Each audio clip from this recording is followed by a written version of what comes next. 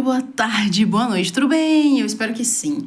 Galera, geralmente eu assisto coisas aí de fora, né? Geralmente são os americanos que fazem aí documentários como After Death, que é depois da morte, né? Ou Vida Após a Morte, também tem aí na Netflix. E eu fiquei feliz ao achar aqui uma notícia que é de 6 de março de 2024 e diz o seguinte: relatos perturbadores de quem esteve quase morto e voltou. Pesquisadora da USP explica as consequências psicológicas da experiência de quase morte. Pós-doutoranda pelo Departamento de Psicologia Social e do Trabalho do Instituto de Psicologia da USP, Beatriz Caruncho realizou pesquisa com 350 brasileiros e concluiu que experiências de quase morte traumáticas podem romper com certezas existenciais e alterar o fluxo da chamada vida normal. Um estudo conduzido por uma pesquisadora da Universidade de São Paulo revelou que pacientes que passam por experiências de quase morte consideradas perturbadoras podem ter consequências psicológicas que rompem com as certezas existenciais e alteram de forma significativa o fluxo chamado da vida normal. Pós-doutoranda pelo Departamento de Psicologia Social e do Trabalho do Instituto de Psicologia da USP, Beatriz Ferrara Caruncho chegou a essa conclusão ao estudar relatos coletados por ela mesma durante sua pesquisa de doutorado, realizada pela PUC de São Paulo. Citando autores na área de psiquiatria e da psicologia, ela explica que experiências de quase morte são eventos psicológicos profundos que têm elementos transcendentais e místicos. Ocorrem normalmente com indivíduos que estão próximos da morte ou em situação de perigo físico ou emocional intenso. As experiências acontecem durante a morte clínica de pacientes, quando há ausência de atividade no córtex cerebral, mas ainda com possibilidade de reanimação, nunca na morte encefálica, que é uma condição irreversível. O artigo publicado na revista Haver da PUC indica que, na maioria dos casos, uma experiência de quase morte leva o paciente a um contexto agradável. Se eu não me engano, 77% das pessoas têm aí uma boa experiência, né? Com relatos sentimentais de paz, amor e acolhimento, diferente do cenário de angústia, medo ou dor típico de uma situação de doença grave, acidente ou violência que o tenha levado a esse estado. No entanto, a neuropsicóloga aponta que, em alguns casos, não é isso que acontece. Nas experiências de quase morte perturbadoras, a maioria dos fenômenos relatados são desagradáveis, causadores de dor, medo ou incertezas. Principais características. Beatriz explica que as experiências de quase morte, em geral, costumam apresentar algumas das seguintes características. Experiência fora do corpo, porque nem todo mundo é igual, né? Então, os itens que ela colocou ali, alguns têm alguns pontos delas ali, né? Experiência fora do corpo, geralmente pacientes relatam flutuar e ver o corpo de cima, atravessar um túnel. Há relatos de pessoas que veem túneis com ou sem luz no final. Isso daí eu já vi mesmo de algumas outras experiências das pessoas contando, que por vezes ela só se vê num túnel escuro e algumas veem uma luz ali no fim do túnel, né? Consciência de estar morto, a noção pode surgir de forma intuitiva ou ser deduzida após observar o próprio corpo de cima aparentemente sem vida. Paz e serenidade, mais comuns nas experiências de quase morte agradáveis, geralmente são relatados como os mais intensos. Revisão da história de vida, a pessoa pode apenas assistir às cenas, revivê-las e até vivenciar do ponto de vista de outra pessoa, relacionada com o acontecimento.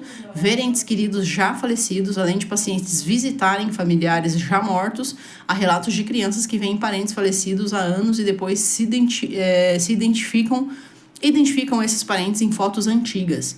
Visitar outros planos. Os relatos variam entre lugares de grande beleza, jardins ou cidades de luz, locais desertos e pantanosos. Luz brilhante. O brilho relatado é intenso, mas sem ferir os olhos.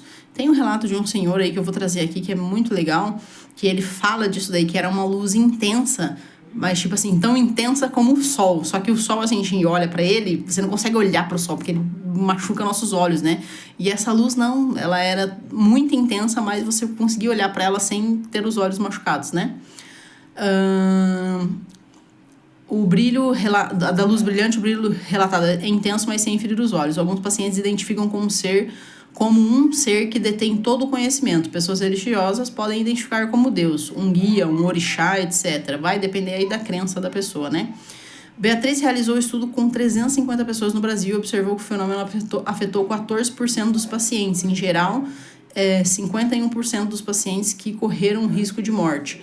Ela indica que as condições que desestabilizaram o paciente podem surgir do tipo de elemento predominante na experiência de quase morte. Pacientes intoxicados, alcoolizados, com overdose de drogas ou mesmo sob efeitos de medicamentos com efeitos sobre o nível de consciência podem apresentar uma experiência de quase morte com aspectos bizarros e confusos, enquanto pacientes que têm experiência de quase morte após parada cardiorrespiratória apresentam caracteristicamente experiências fora do corpo. Já aqueles que se depararam com um risco de morte repentino, como em um acidente, apresentam marcadamente prevalência de elementos cognitivos com revisão da história de vida, distorção temporal ou aceleração do pensamento. Muito legal, hein? Aqui ela tem o relato de um engenheiro de 42 anos, católico, que se afogou.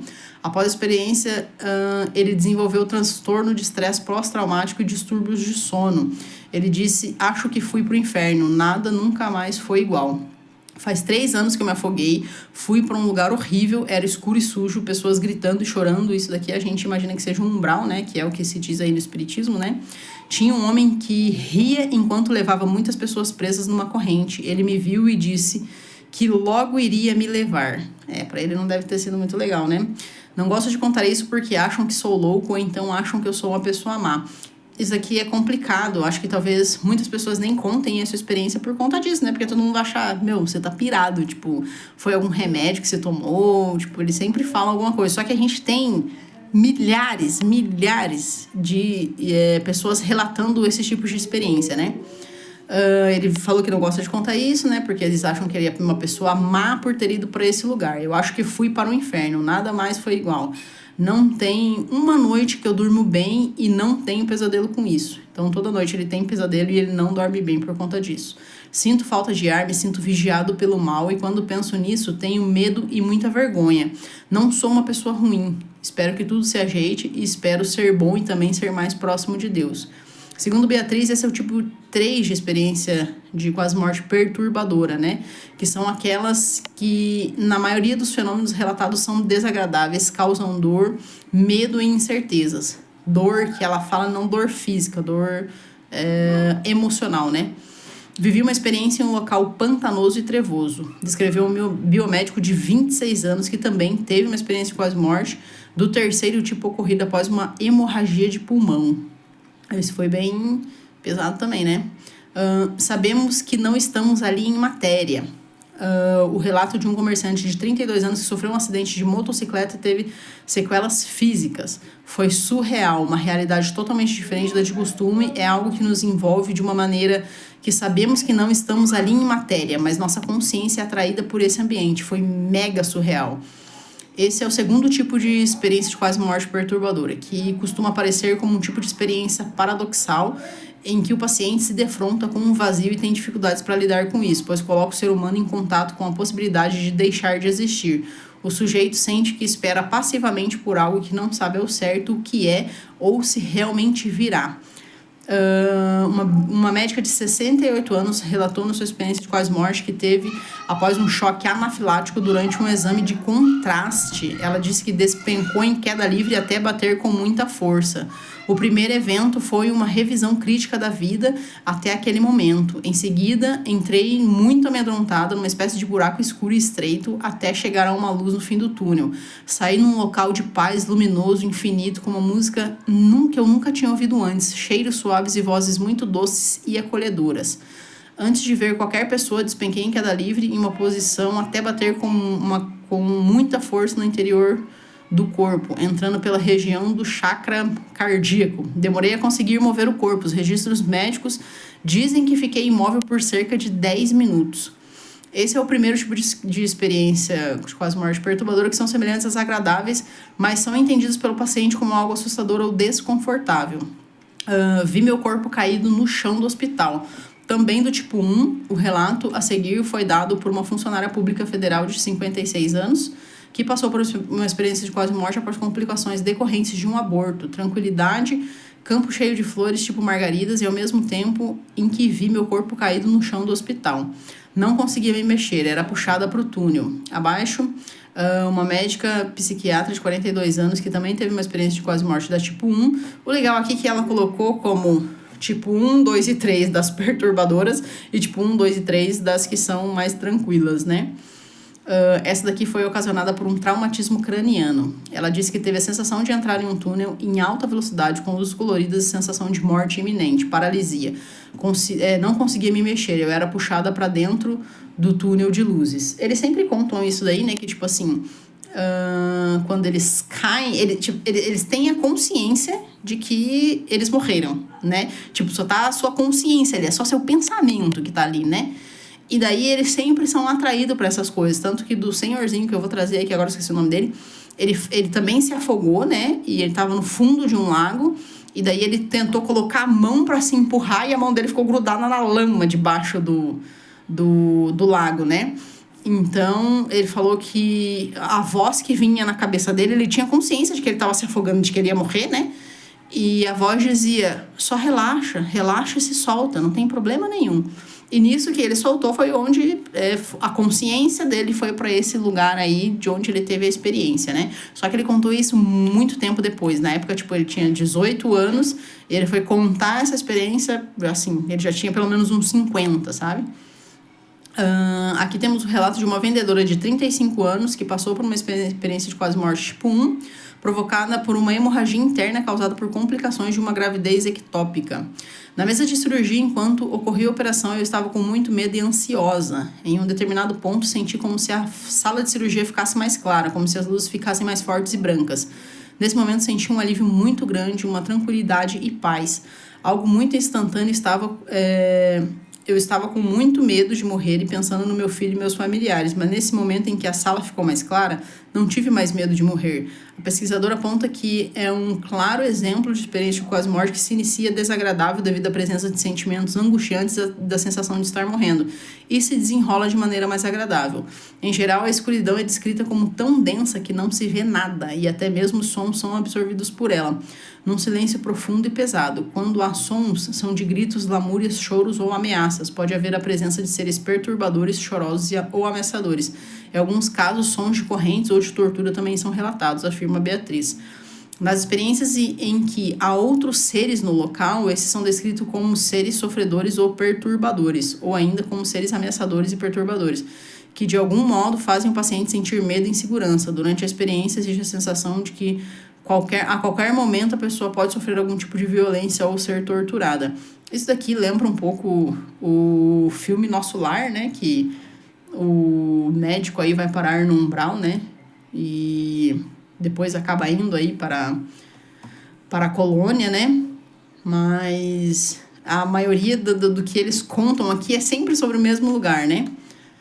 Consequências psicológicas e preconceitos. A pesquisadora aponta que o conjunto de sensações provocadas pela experiência de quase morte pode desencadear um estressante contínuo estado de hipervigilância, que pode persistir por anos, quando a experiência é muito intensa. Ela explica que a hipervigilância é caracterizada por um estado de alerta contínuo e cita que essa condição é acompanhada por um estado de ansiedade aumentada que pode causar exaustão, além da resposta aumentada aos estímulos e varredura contínua do ambiente à procura de ameaças. É frequente que a pessoa demore a se sentir à vontade em uma situação ou relacionamento interpessoal. Pacientes hipervigilantes tendem a preservar demais seu espaço pessoal, se sentindo seguros apenas em situações que podem controlar. Com isso, podem ter dificuldade para manter relações mais próximas e íntimas. Os pacientes que passaram por experiências de quase morte perturbadoras, completa Beatriz, também podem ter transtornos secundários, como distúrbios de sono, transtorno de estresse pós-traumático e depressão. Uma das consequências negativas para o mundo acadêmico, de acordo com a pesquisadora, é que esses reflexos levam as pessoas a não relatarem suas experiências. Esse que é o problema.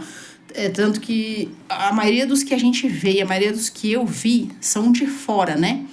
E as pessoas dizem que elas não falam porque todo mundo vai dizer que eu sou louco. Tipo, como que eu vou contar isso? Como eu vou contar isso pra alguém e alguém vai acreditar no que eu tô falando, né? Faz com que esse tipo de experiência seja subnotificada, além de dificultar estudos que poderiam apontar diretrizes clínicas para aliviar os efeitos nefastos que esse tipo de experiência traz. Esses pacientes ficam desamparados, sem o tratamento necessário, enfrentando sozinhos sentimentos desagradáveis intensos e eventuais transtornos. Essa é a parte ruim, né? Porque se a pessoa não contar que ela teve aí uma experiência de quase morte que foi ruim, ela não vai ter o apoio psicológico necessário para lidar com isso, né? As pessoas que tiveram aí experiências agradáveis, tudo bem, né? Para elas vai tá maravilhoso, né? Digamos assim. Agora, as que não tiveram... Porém, do que eu vi, esses 33% que têm experiências ruins são porque fizeram algo contra si, digamos assim, né? Então, tipo, são pessoas que tiveram overdose, como alcoólicos, sabe? Esse tipo de coisa é onde as pessoas têm experiências ruins. Mas a gente viu aqui que talvez não todos, né? Alguns aconteçam aí, a gente não sabe por quê, né? Isso não tem muito como explicar, talvez. A parte mística ali, como ela fala, é que entra em cena, né? Bom, pessoal, esse seria o vídeo de hoje. Espero que tenham gostado. Eu achei muito legal saber que a gente tem esse tipo de pesquisa aqui no Brasil também, né? Porque em outros lugares isso tá sendo documentado faz muito tempo. Então, assim, eles têm muitos documentos, muitas gravações das pessoas contando aí como foram suas experiências, sendo boas e ruins. Eles tiraram esse percentual de boas e ruins dentro desse estudo que eles fizeram. E acho legal que a gente tenha feito isso no Brasil também, porque a gente quase não ouve falar de pessoas. Talvez as pessoas aqui realmente pensem que se elas falarem sobre esse tipo de coisa, todo mundo vai achar que elas são malucas, né? Então é melhor nem falar, né? Bom, mas esse seria o vídeo de hoje. Espero que tenham gostado e até o próximo vídeo.